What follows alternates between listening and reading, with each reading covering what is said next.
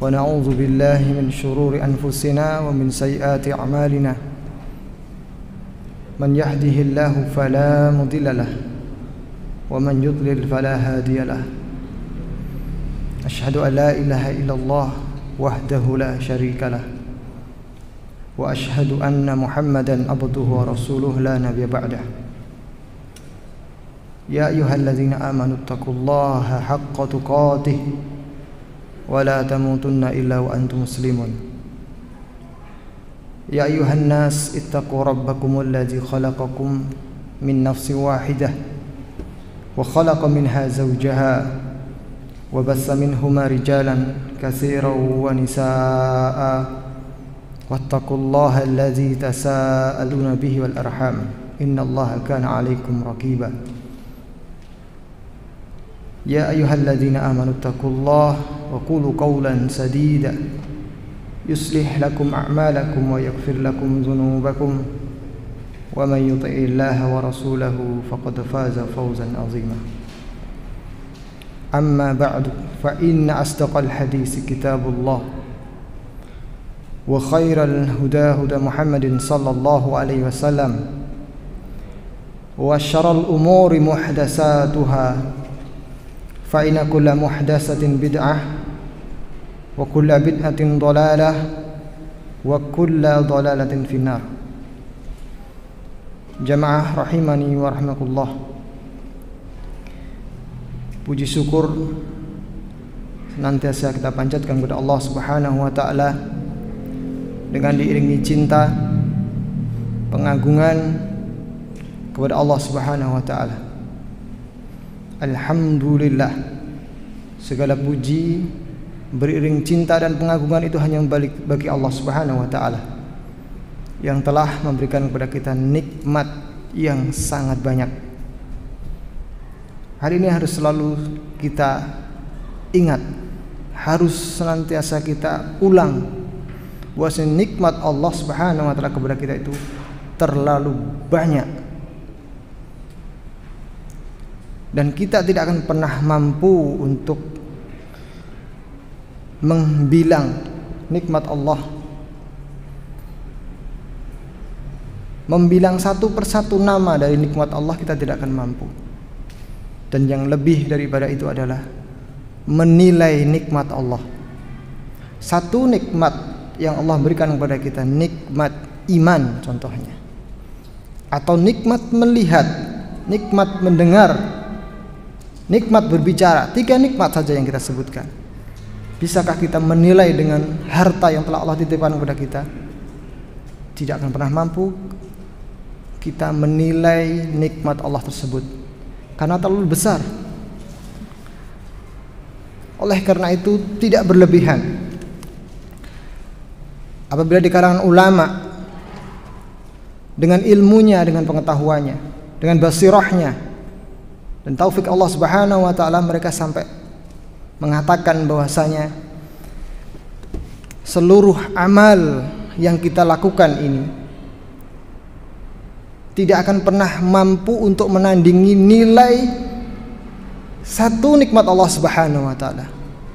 Sampai pun hanya seteguk air yang kita minum tatkala kita haus, maka tidak akan tertukar, tidak akan bisa kita ganti dengan ibadah kita.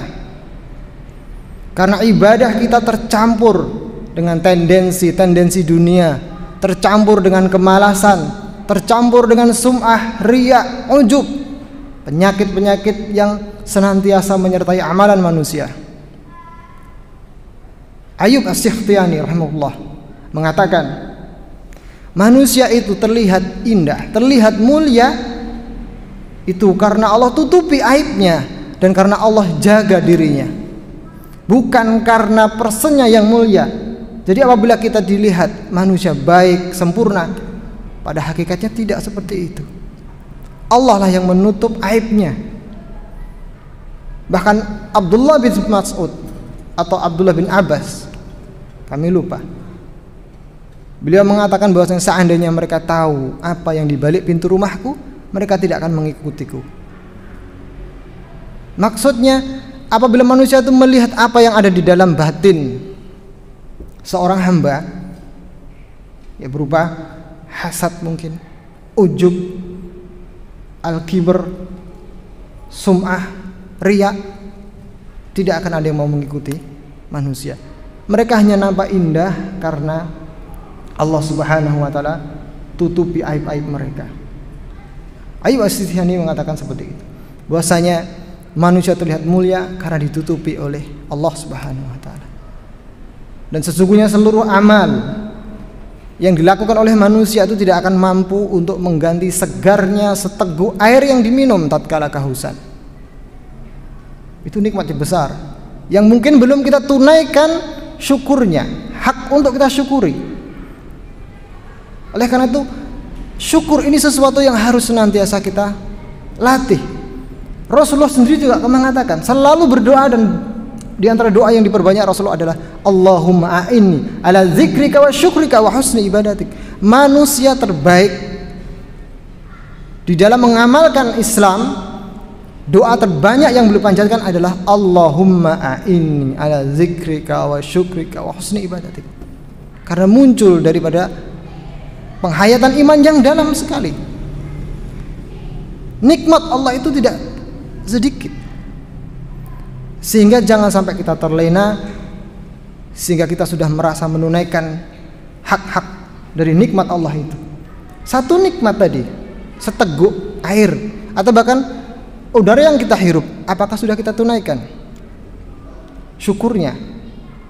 Belum harta yang kita miliki, jasad yang kita bawa, kesehatan yang menyertai kita, paras yang mungkin Allah berikan kepada kita, apakah sudah kita tunaikan hak tersebut? Lantas kemudian kita merasa aman, merasa nyaman bahwasanya kita sudah menjadi hamba yang bersyukur. Padahal Allah menegaskan wa qalilum min ibadiyas syakur, sedikit hambaku yang bersyukur. Lantas kemudian kita tertipu. Jangan sampai kita tertipu oleh amal kita, karena amal kita tadi banyak kotorannya. Amal manusia itu senantiasa disertai oleh hal-hal yang bisa merusaknya, ya, dari riya, sum'ah, ujub.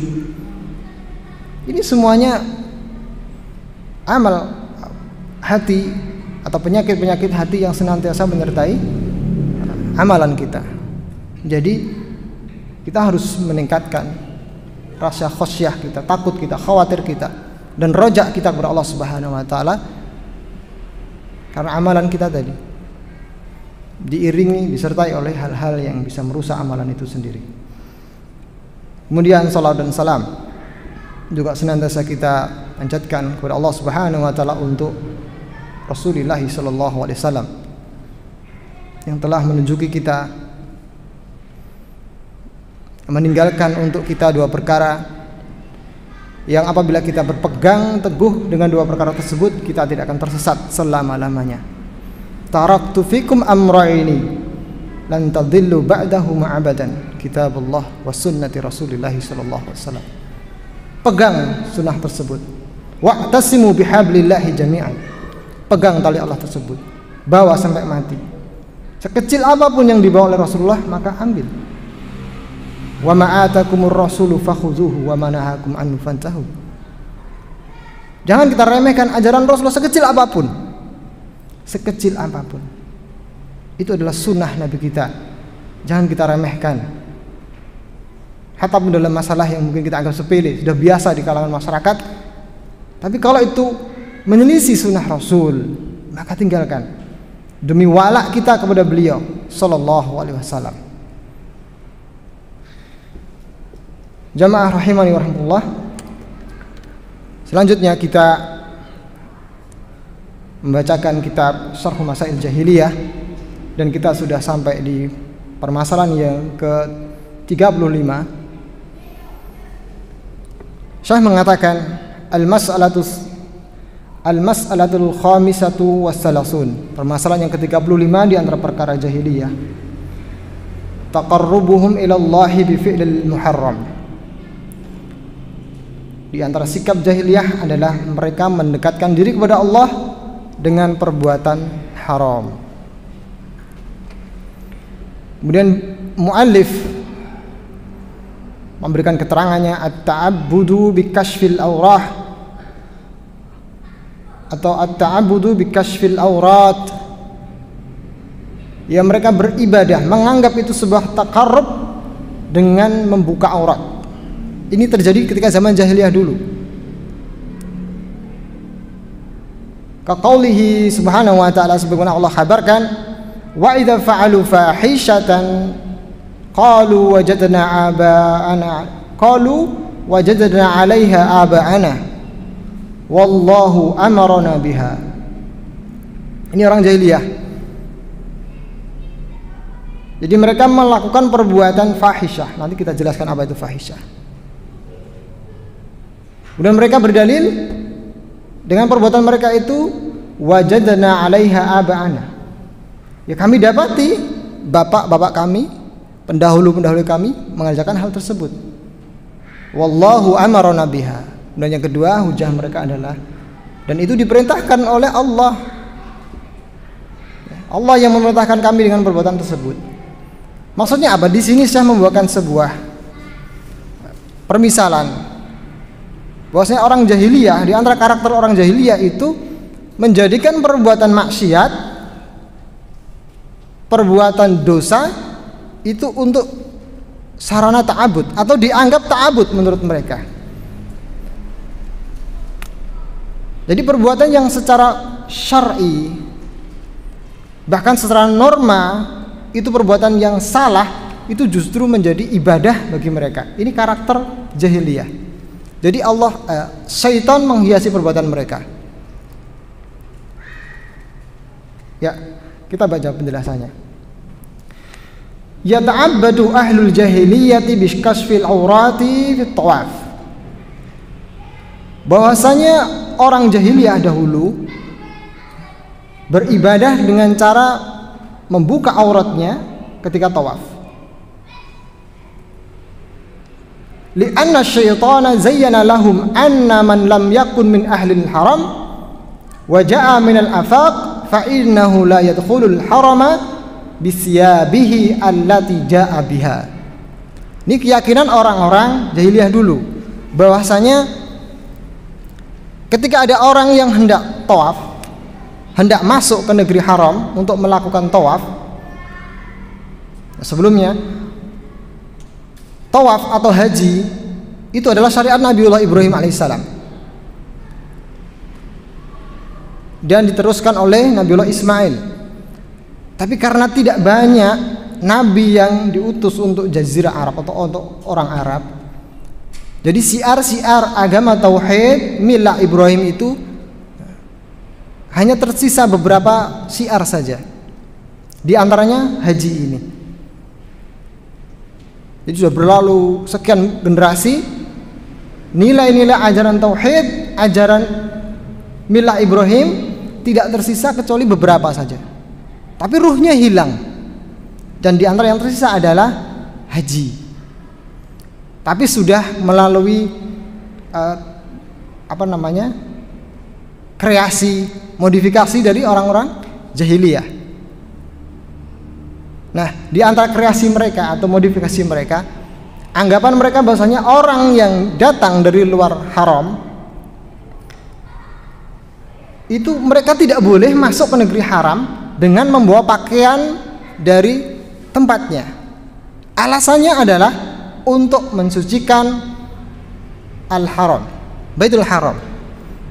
Jadi mereka punya keyakinan al-haram itu tempat yang suci, tidak boleh dimasuki orang dengan membawa perkara-perkara yang belum jelas, yang belum mereka ketahui itu halal atau haram. Tapi kalau orang penduduk Mekah sendiri, mereka kenali, oh ini orang ini kerjanya halal, ini kerjanya baik, boleh pakai baju di situ. Tapi kalau orang dari luar, mereka tidak mau.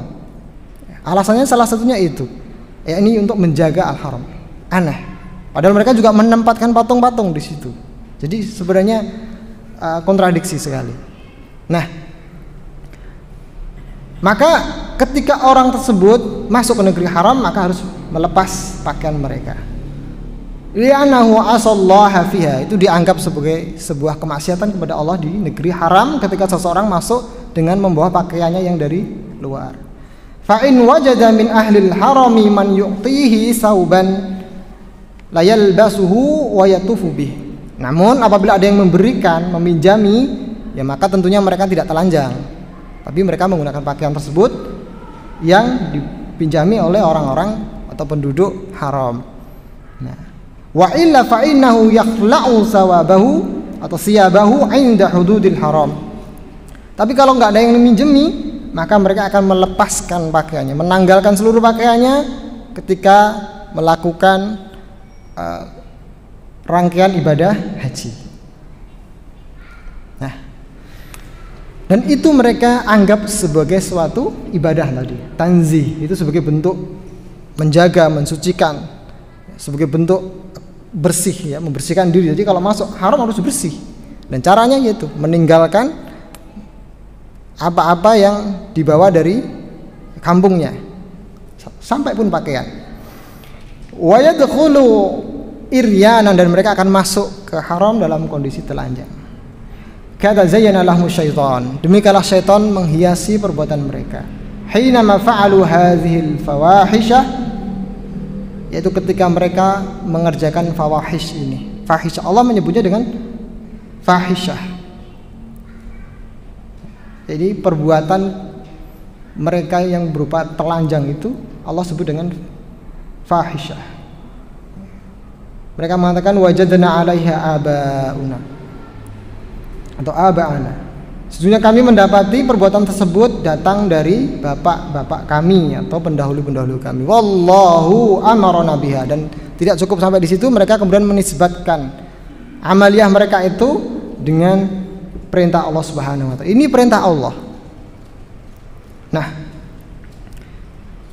ini yang menjadi titik daripada pembahasan ini, bahwasanya orang-orang jahiliyah punya karakter yang aneh, yaitu mereka menjadikan sesuatu yang jelas-jelas haram itu bisa bernilai ibadah, dan pasti bentuknya akan berubah-ubah atau bisa berbeda tiap-tiap generasi. Bahkan di zaman kita pun sebenarnya kita jumpai hal tersebut, perbuatan haram tapi dianggap ibadah. Bisa ngasih contoh? Coba satu contoh nyata sekali di depan kita. Haram itu tapi jadi ibadah, bahkan ibadah terbesar, ibadah yang dengannya Rasulullah itu sebenarnya diutus. Bayangkan. Ayo. Tawassul. Bisa? Ada lagi? Ya, tawasul, ya semuanya ada subhatnya. Maksudnya tawasul itu ada yang syar'i, ada yang tidak syar'i. Tapi ini jelas-jelas tidak syar'i sebenarnya, tapi mereka anggap itu sebuah ibadah. Hah? Saja. Ya. Saya ngasih contoh, banyak sebenarnya contohnya. Mereka berdalil dengan firman Allah Subhanahu wa taala, wa ma arsalnaka illa rahmatan lil alamin. Sudah tahu arahnya kemana nih? Jadi mereka mengatakan tujuan utama Rasulullah itu rahmatan lil alamin, dan mereka tafsirkan rahmatan lil alamin itu adalah berkasih sayang kepada seluruh alam, tidak melihat agamanya.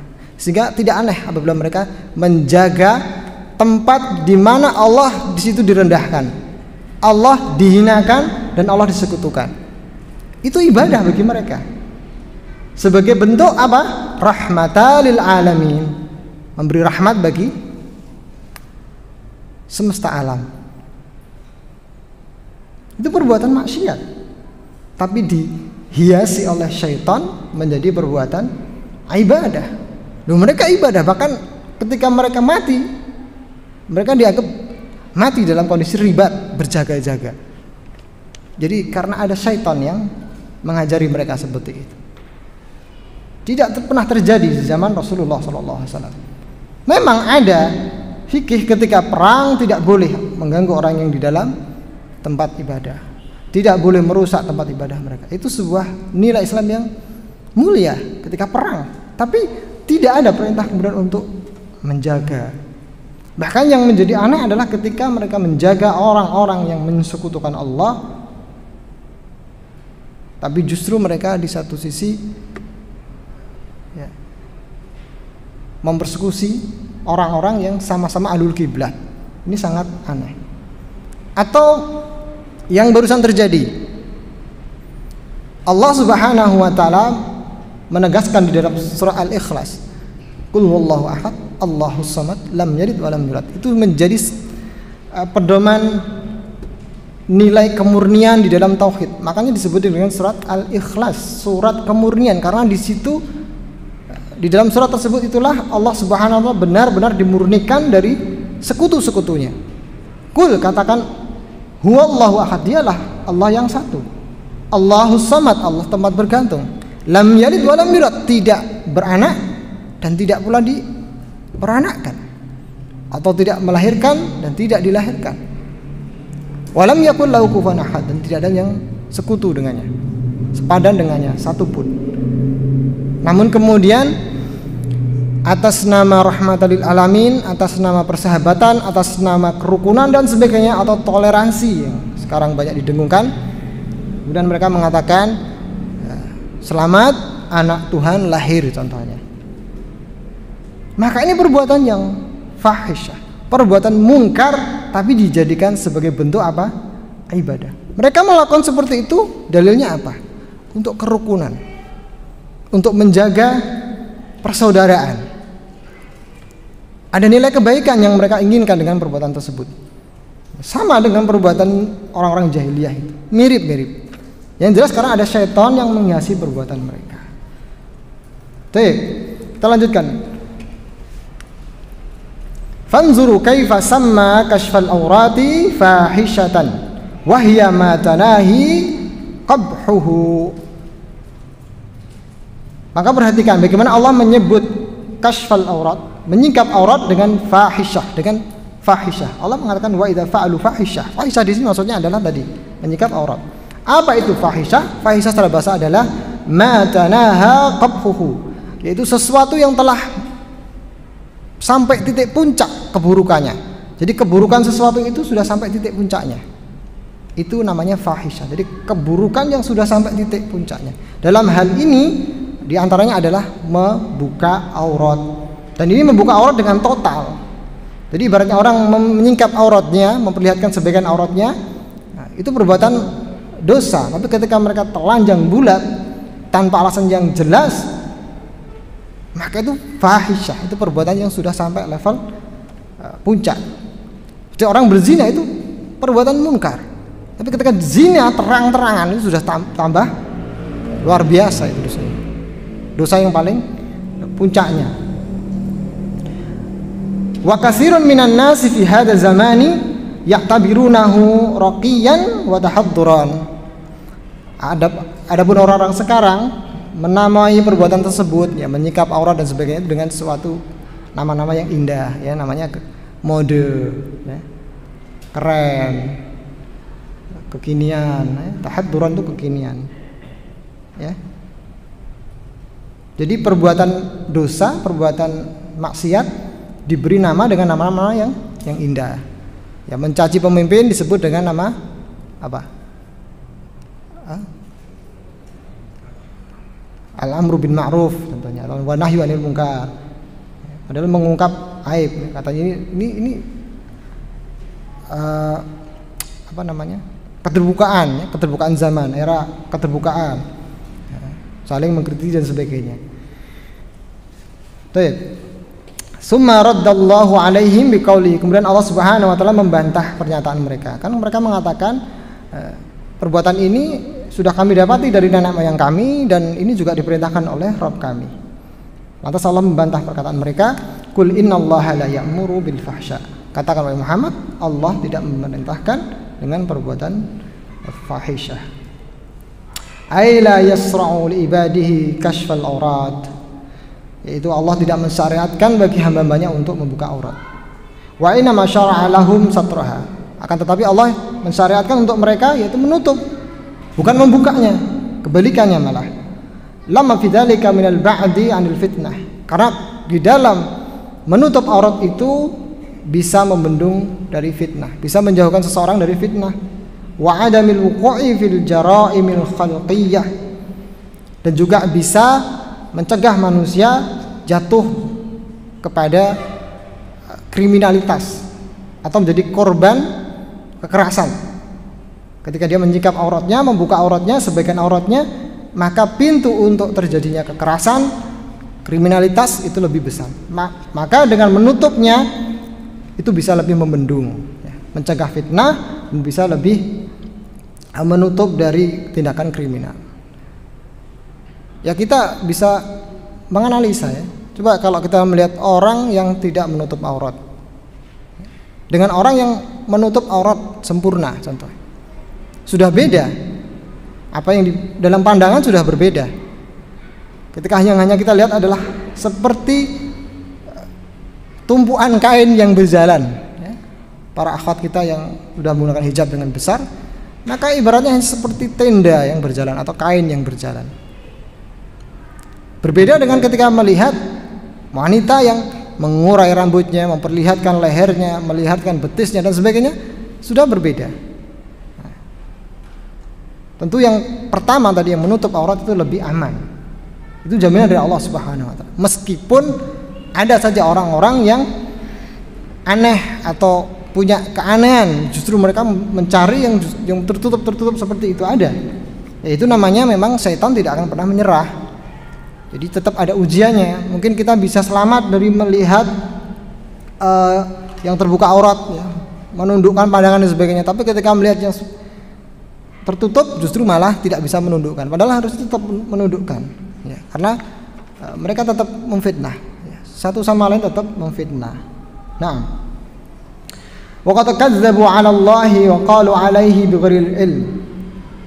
Dan sungguh mereka telah berdusta atas nama Allah dan mengatakan dan berbicara tentang Allah tanpa ilmu. Dan ini sebuah kemungkaran. Berbicara atas nama Allah tanpa ilmu. Ya seperti tadi. Mereka melegalkan perbuatan yang sebenarnya itulah perbuatan dosa dengan dalil sehingga mereka beranggapan itu adalah perintah Allah. Wa ma arsalnaka illa rahmatan lil alamin. Ini dalil mereka.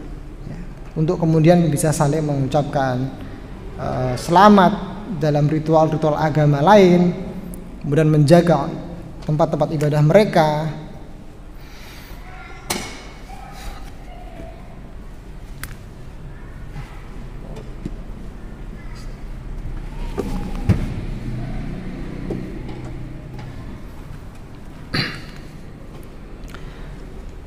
Baik, kita lanjutkan.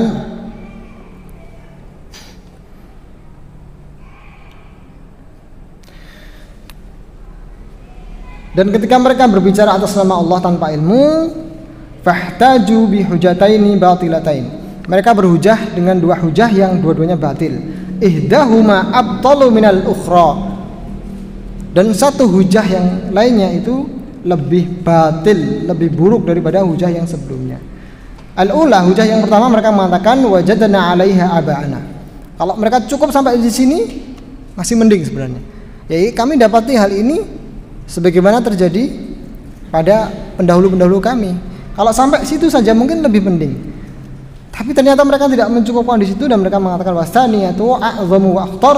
Sedangkan yang kedua, hujah yang kedua yang itu lebih besar dan lebih berbahaya, mereka mengucapkan wallahu amarona biha. Ini diperintahkan oleh Allah. Jadi untuk untuk membolehkan, memberikan legalitas untuk perbuatan dosa mereka, mereka mengutip ayat atau menyandarkan perbuatan mereka itu dengan syariat Islam. Ini besar dosanya. Kadzabu 'ala Allah subhanahu wa ta'ala. Mereka berdusta atas nama Allah subhanahu wa ta'ala.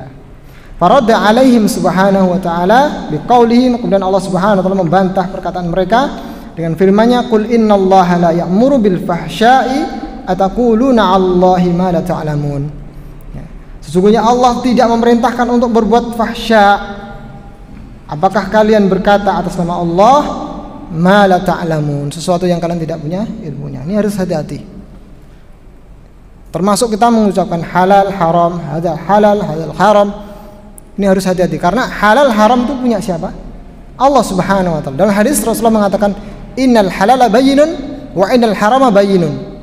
Halal sudah jelas, haram sudah jelas. Maksudnya sudah Allah terangkan. Jadi kalau kita mengatakan halal haram ya harus ada dalilnya. Jangan sembarangan. Ini boleh, oh boleh. Siapa dalilnya apa? Oh, cuma gitu aja masa nggak boleh. Nah, ini bahaya. Berarti dia sedang pakai perasaannya. Wal qawlu 'ala Allahi bila ilmin jarimatun khatiratun jiddan. Saya mengatakan sesungguhnya berbicara atas nama Allah tanpa ilmu adalah kriminalitas yang paling besar. Itu tindakan kriminal yang paling besar. Tapi mungkin sebagian manusia menganggap itu remeh karena tidak langsung ada sanksinya. Ini hati-hati ya. Kita kadang terjatuh kepada berkata atas nama Allah tanpa ilmu. Ketika kita salah menafsirkan ayat, salah mensyarah hadis, berarti kita mendatangkan sesuatu atas pendapat kita sendiri. Sedangkan sudah ada penjelasan dari para ulama, dari para sahabat, sehingga ketika itu kita kembalikan kepada pemahaman kita sendiri, bisa jadi pesan yang harusnya tidak seperti itu kita sampaikan yang berbeda. Nah, ini berbahaya. Itu bisa masuk dalam kategori berbicara atas nama Allah tanpa ilmu. Karena syariat itu milik Allah. Summa bayyana subhanahu ma yanha anhu faqala, kemudian Allah Subhanahu wa taala menjelaskan apa saja yang Allah larang. Qul innama harrama rabbiyal fawahisha ma dhahara minha wa ma batan wal isma wal baghya bighairil haqq wa an tusyriku billahi ma lam yunazzil bihi sultanan wa an taqulu 'ala Allahi ma la ta'lamun. Surat Al-A'raf ayat 33. Al-A'raf ayat 33. Nanti bisa dibaca ya artinya sendiri. Sesungguhnya Allah Subhanahu wa taala itu mengharamkan al-fawahish. Tadi kita jelaskan apa itu al-fawahish. Ma dhahara minha wa ma batan, yang nampak ataupun yang tersembunyi, wal isma dosa, wal baghy perbuatan melampaui batas, melanggar hak-hak bi ghairil haq, tanpa ada hak. Wa antusyriku billahi ma lam yunazzil bihi sultan, dan kalian berbuat atau mensekutukan Allah tanpa adanya sultan atau dalil. Wa antaqulu 'ala Allahi ma la ta'lamun, dan kalian berbicara atas nama Allah sesuatu yang kalian tidak ketahui. Nah, saya mengatakan al-fawahishu jam'u fahishatin. Fawahish adalah jamak dari fahishah. Wahya al-maksiyatul mutanahiyatu fil qabhi. Fahisha adalah kemaksiatan yang sudah pada titik puncak keburukan. Wa minha, dan diantaranya adalah kashful aurah, yaitu mencikap aurat. Ma dhahara minha, apa yang nampak maksudnya adalah alaniyatan amaman nas, terang-terangan di depan manusia.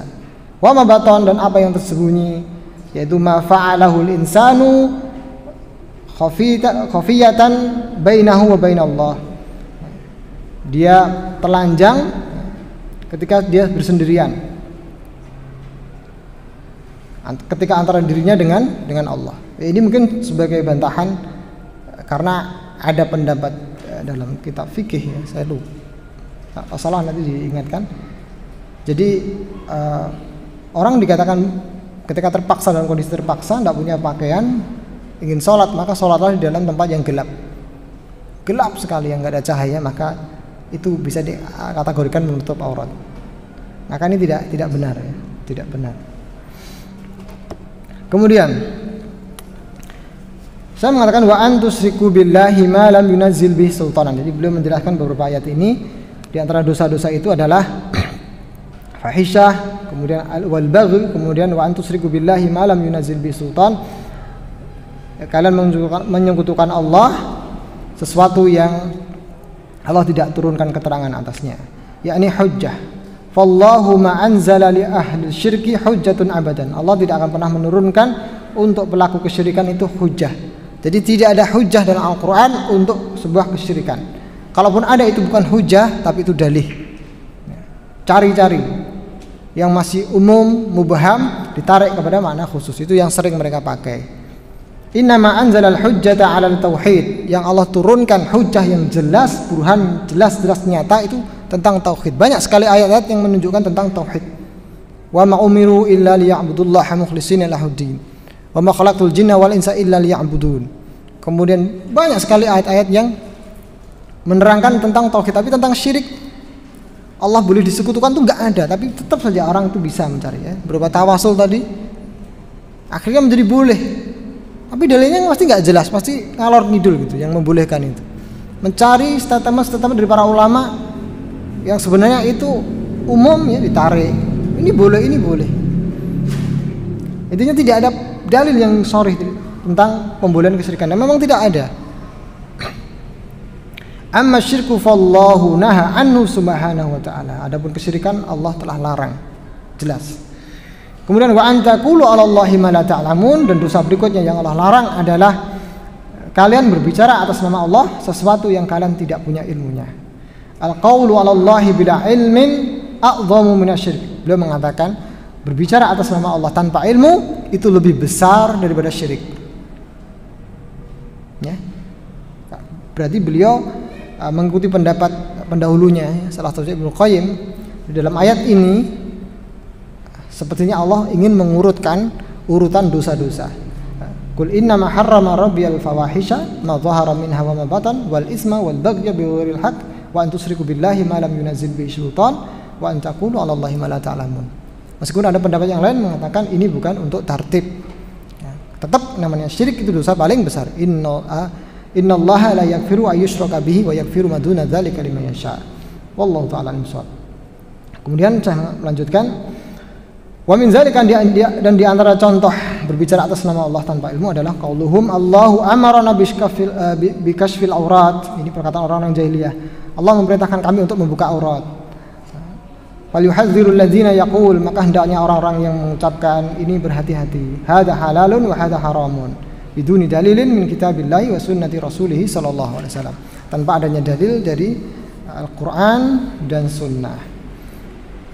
Dan belum melanjutkan ila an qala subhanahu wa ta'ala, sampai Allah subhanahu wa ta'ala berfirman, ya bani adam khudhu zinatakum, wahai bani Adam, pakailah perhiasan kalian. Jadi diperintahkan justru memakai pakaian itu, yakni usturu auratakum inda kulli masjid, setiap kali masuk masjid. Maksud tutup auratmu setiap kali masuk masjid, yakni inda kulli salat, yaitu ketika setiap kali salat.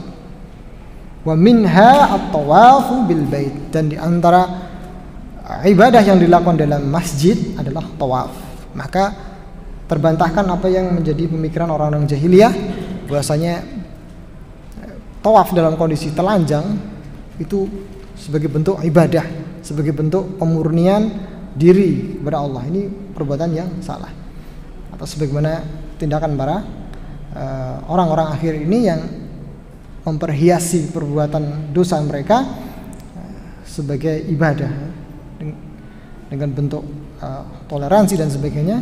Kemudian mereka menerjang batasan-batasan syariat. Kita lanjutkan. Asyahid, intinya, khulasahnya ya, anna ahlul jahiliyah yataqarribuna ila Allahi bikashfil aurat. Yataqarrabuna ila Allahi bikashfil aurat. Ahlul jahiliyah dahulu mereka bertakarrub kepada Allah dengan membuka aurat. Ya'uddunahu ibadatan lillah. Mereka menganggap itu sebagai ibadah di sisi Allah Subhanahu wa taala. Fahadha min afsahil kadhibi waz-zuri. Dan ini termasuk kerusakan atau kebohongan, kedustaan yang paling rusak. Wal iyadzu billah. Dan beliau mu'allif mengatakan wal iyadzu billah. Kita berlindung dari Allah dari seperti ini. Itu perbuatan haram menjadi indah kemudian kita anggap sebagai ibadah. Dalam hal kecil contohnya meninggalkan sholat jamaah itu dianggap ibadah. Mereka dimainkan oleh perasaan. Meninggalkan taklim, meninggalkan bertemu dengan teman-temannya seakidah, itu justru menjadi ibadah bagi dirinya.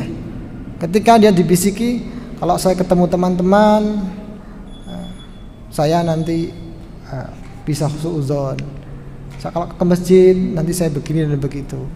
Dia dipermainkan perasaannya dan dia ikuti perasaannya, sehingga dia tidak datang ke masjid, dia tidak berkumpul dengan orang-orang yang bertauhid.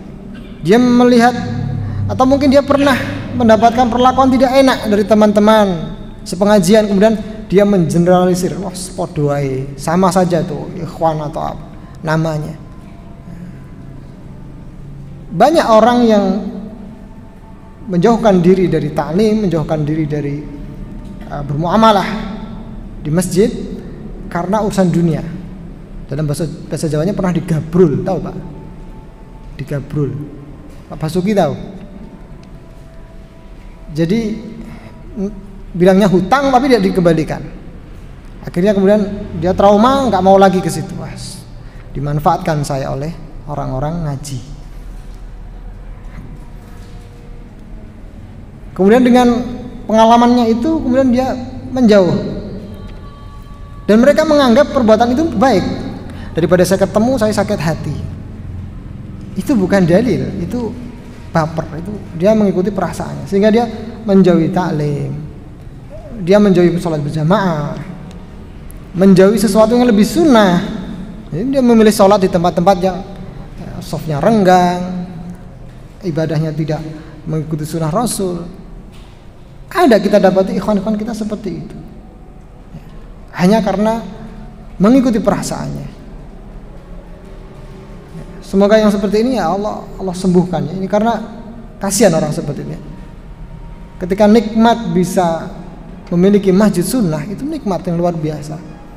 Dekat, apalagi kalau sampai dekat sekali tidak pernah dikunjungi, kan harus ada hujah. Kenapa dia harus menjauhi sesuatu yang tidak secara lahirnya tidak dosa? Masjid tidak punya dosa. Kalaupun jamaahnya ada yang salah, itu tidak semuanya.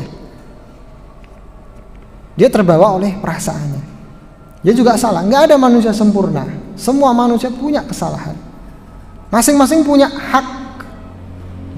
Masing-masing punya kewajiban. Kalau orang yang disakiti, kewajibannya memaafkan. Orang yang menyakiti, kewajibannya adalah minta maaf. Jangan kemudian yang ada hanya ingin diperhatikan, ingin dihormati, tapi dia sendiri tidak berusaha untuk menghormati orang lain. Dia tidak mau husnuzon ke saudaranya, dia adanya suuzon. Dia jatuh kepada suuzon sebenarnya.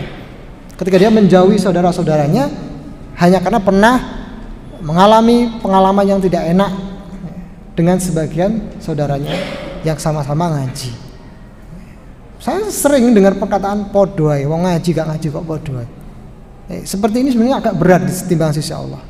Sebut saja oknumnya, nggak usah yang lain, karena sifat manusia berbeda-beda. Tidak semuanya seperti itu. Wes ngaji kok begini. Kayak kita tuh sudah bersih gitu, padahal kita tuh sebenarnya masih banyak salahnya tadi. Cuma Allah tutupi aja. Satu contoh tadi. Sudahkah kita menunaikan masing-masing nikmat Allah dengan syukurnya? Itu kan kalau kita nggak bisa mensyukuri otomatis jatuhnya ke kufur kan? Dosa itu. Cuma kita kan merasa aku nggak melakukan ini, udah nggak dosa. Tapi itu dosa ketika kita tidak mensyukuri nikmat Allah.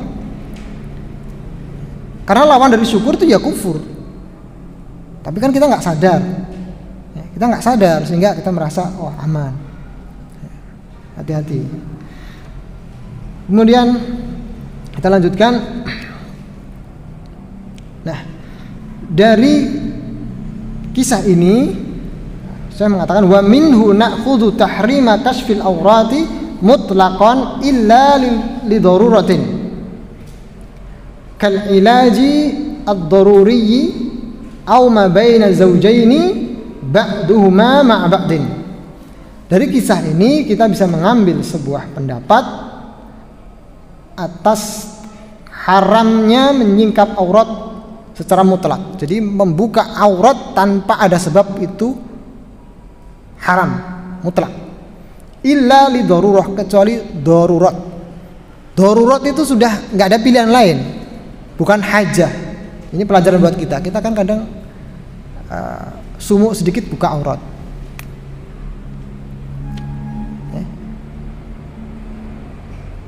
Ini hati-hati. Jadi boleh membuka aurat hanya pada dua kondisi.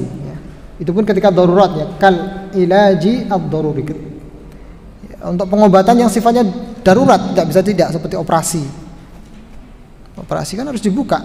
Gimana kalau nggak dibuka? Aw ma baina zawjaini ba'duhuma ma'a ba'din, atau suami istri boleh saling menampakkan auratnya. Selain itu tidak boleh. Hatta pun kepada mahram kita, kepada bapak kita, ibu kita tidak boleh menampakkan aurat al-mughaladhah, aurat yang parah, itu nggak boleh, yang besar. Tapi kalau yang kecil-kecil ya boleh, ya. Seperti seorang laki-laki atau anak memperlihatkan lututnya di depan ibunya nggak masalah. Tapi kalau ke atas sudah nggak boleh. Anak perempuan menampakkan aurat mughaladhahnya kepada bapaknya nggak boleh. Dan disebutkan mughaladah untuk perempuan adalah dari sini ke bawah sampai ke kemaluannya. Pahanya pun juga termasuk dimasukkan ke mughaladah. Jadi tidak boleh dinampakkan itu di depan orang tuanya. Yang boleh hanya lengan, leher, sebatas itu. Meskipun itu bapaknya sendiri, ya kalau masih kecil boleh. Tapi kalau sudah balik tidak boleh.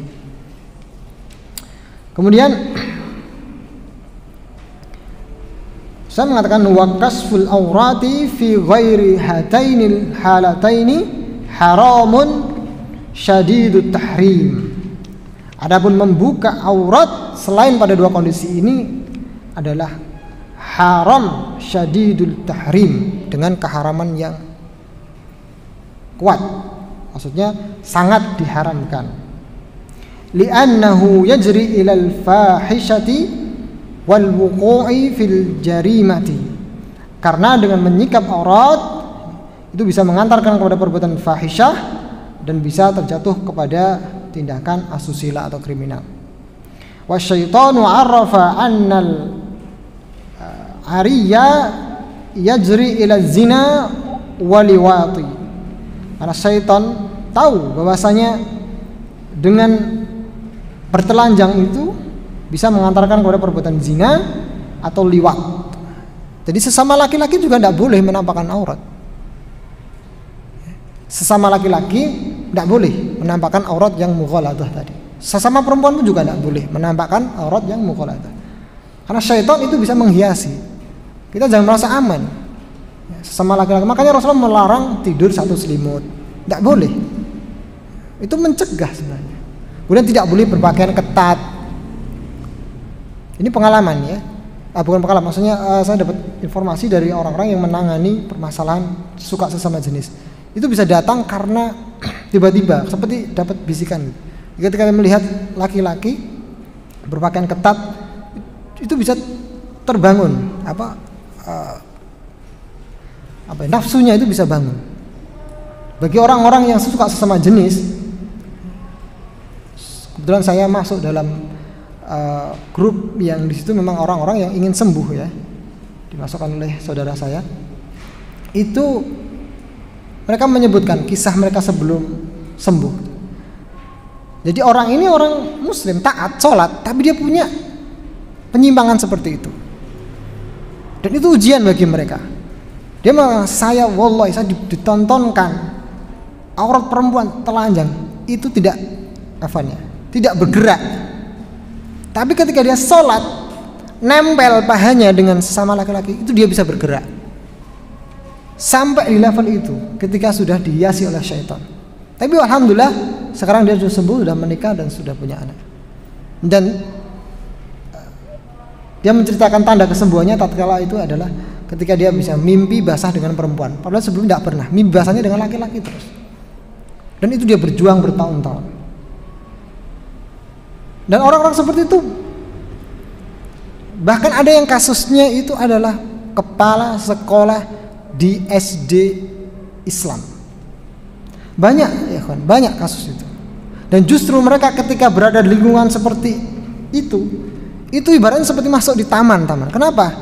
Di pondok-pondok itu kan laki-laki campur laki-laki, perempuan sama perempuan. Jadi kalau mereka suka sesama jenis, itu ibaratnya tinggal milih mangsanya saja. Banyak kisahnya. Kebetulan ada juga salah satu ormas kita yang dulu punya pengalaman menjumpai hal seperti itu, membenarkan memang seperti itu. Surga, makanya hati-hati. Bukan berarti harus takut, tidak, hati-hati, dan harus kita bekali anak kita dengan ilmu tentang itu. Harus berani berbicara, harus berani mengungkapkan. Karena kalau tidak, banyak kasus terjadi karena awalnya mereka jadi korban. Jadi korban. Tanda kutip jadi korban itu yang dipuaskan. Dan itu sering terjadi, maaf sedikit melebar, sering terjadi di anak usia SMP. Hati-hati. Karena ketika masuk usia SMP, jadi usia remaja itu sudah masuk mulai balik dan sudah mulai tumbuh hormon-hormon itu. Sedangkan ketika mereka berada di pondok, mereka tercegah dari segala hal itu, dilarang dan sebagainya. Kemudian kalau di situ ada yang satu saja yang naudzubillah, semua naudzubillah, yang berpenyakit seperti itu, mereka akan berposisi sebagai pelayan. Jadi dipuaskan orang, anak-anak itu yang mau dipuaskan dengan caranya, akhirnya ketagihan dan akhirnya bisa menjadi suka sesama jenis. Banyak dijumpai kasus seperti itu. Dan kakak saya, ipar saya itu memang menggeluti bidang itu. Jadi penanganan kasus-kasus yang terjadi di mahat-mahat banyak sekali kasus. Bahkan yaitu musrifnya sendiri dan sebagainya. Wal-iyazubillah. Kemudian kita lanjutkan. Falidzalika raghiban nasu fil kasfil aurat. Oleh karena itu banyak manusia yang menginginkan untuk membuka aurat. Wa sama hadza taqadduman wa huduran atau wa hadaratan wa raqiyan. Mereka menamai perbuatan itu yaitu dengan ketika menyikap aurat itu dengan istilah taqadduman, kemajuan. Wa hadaratan dan kekinian. Waraqiyan juga sebuah model atau keren. Wa nafara minas satri wal libasil muhtashimi. Mereka justru menolak daripada menutup aurat dan berpakaian sopan. Wa qala, dan mereka mengatakan hadza ta'akhurun, ini kemunduran, keterbelakangan. Wa raj'iyatan, sama kemunduran. Wa taqalida baliyah, dan ini adalah tradisi yang kuno. Jadi ini Syekh berbicara seperti ini di mana? Di negara mereka, di negara beliau, Saudi Arabia. Di Saudi itu dua tempat yang memang betul-betul dijaga daripada menutup aurat, Haramain, dua tanah suci, Makkah dan Madinah. Di Riyadh Anda akan menjumpai orang-orang sudah dibuka jilbabnya. Dan ini terjadi di negara beliau. Banyak orang Arab perempuan sudah mulai membuka aurat. Bahkan banyak dijumpai, saya juga mengatakan banyak orang Arab yang mereka berlibur di Eropa dan negeri-negeri yang bebas, mereka membuka hijab-hijab mereka. Mereka malu ketika mereka menampakkan hijab di negara Eropa, karena dianggap tadi itu keterbelakangan, ini kuno, ini tradisi barbar, tradisi gurun dan sebagainya. Itu juga dialami oleh orang-orang Arab sendiri, mereka malu menggunakan hijab. Nah, kita cukupkan. Wallahu a'lam bishawab. Intinya kita harus berhati-hati dengan beberapa statement yang mengatakan ini adalah sebuah ibadah, padahal itu adalah sebuah keharaman. Oleh karena itu sangat penting untuk kita mengetahui setelah memahami esensi daripada sebuah nilai syariat, sehingga kita bisa membedakan mana yang ini takwil batil yang nyata-nyata haram menjadi seperti sebuah ibadah karena dipelintir dengan dalil-dalil, mana yang memang ini sebuah ibadah. Karena sekarang zaman seperti ini, zaman fitnah, zaman di mana kebaikan nampak buruk dan keburukan nampak indah di mata manusia. Jadi kita harus bekali diri kita dengan ilmu dan basyirah. Wallahu ta'ala alam bisawab. Subhanakallahumma wa bihamdika asyhadu an la ilaha illa anta astaghfiruka wa atubu ilaik. Assalamualaikum warahmatullahi wabarakatuh.